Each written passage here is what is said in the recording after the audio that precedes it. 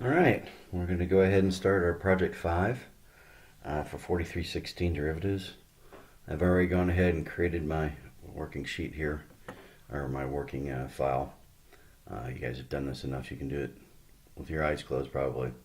First thing we want to do is go back to our project 4. This is my project 4, and we want to get into the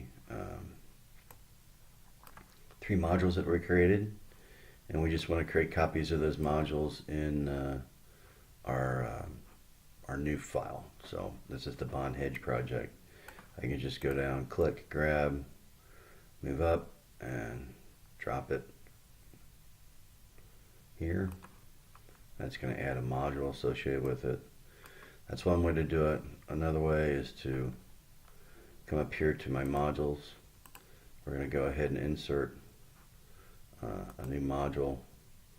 So this is my new module that I have. I can come back to my old module. So go ahead and view code. Do a control A to highlight everybody. Control C is going to copy. Come back to my new module and then just do a control V. So that's module 2. And then we can just do the same thing that we did with module 3, which is move it up and drop it. So I should have 3 modules here, and they represent my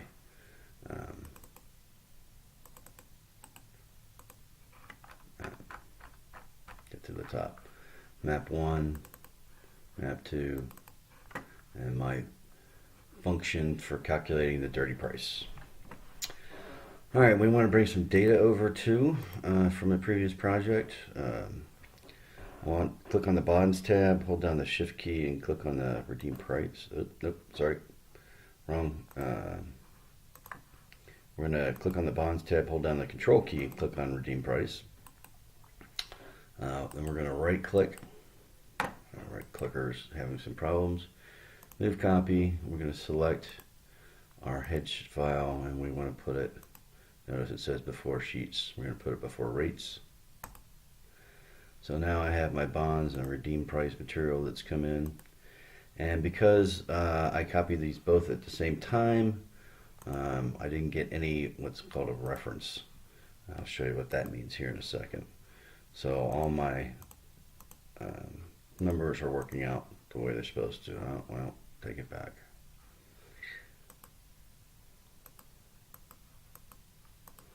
Alright, so this is what we call a reference, where it says bond port master NS curve. So it's bringing in an alternative file as its reference point. And we want to get rid of all these masters, these references to external files. We'll take care of that as we move on in the project. So the next thing that we want, we have our NS curve data. What we can do here, this is what is going to be the evaluation for each one, and then I'm going to have another set here that represents my base values. So I'm going to come back to my NS curve in the original document.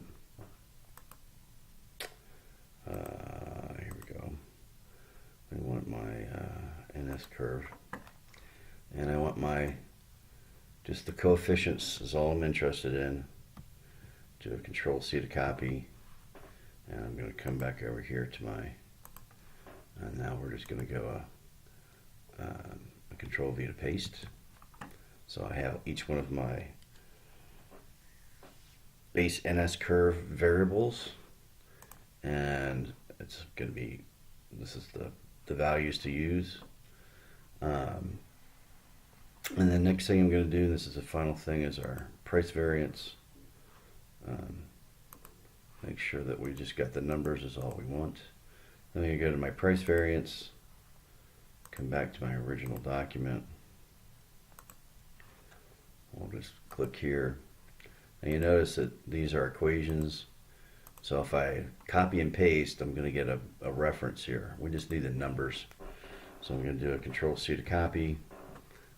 Come over to my bond hedge on the price variance, and then I want to paste, and I just want the numbers and formatting. So there we go. All right, so I'm going to go ahead and save this guy off. I've got most of my data copied over, and that's it for step one. When we come back, we're going to come to our rates tab, and what we're going to do is do a scraper, which is a macro that goes out to the web and finds out a variable and downloads data from the website. All right, thank you very much. Bye.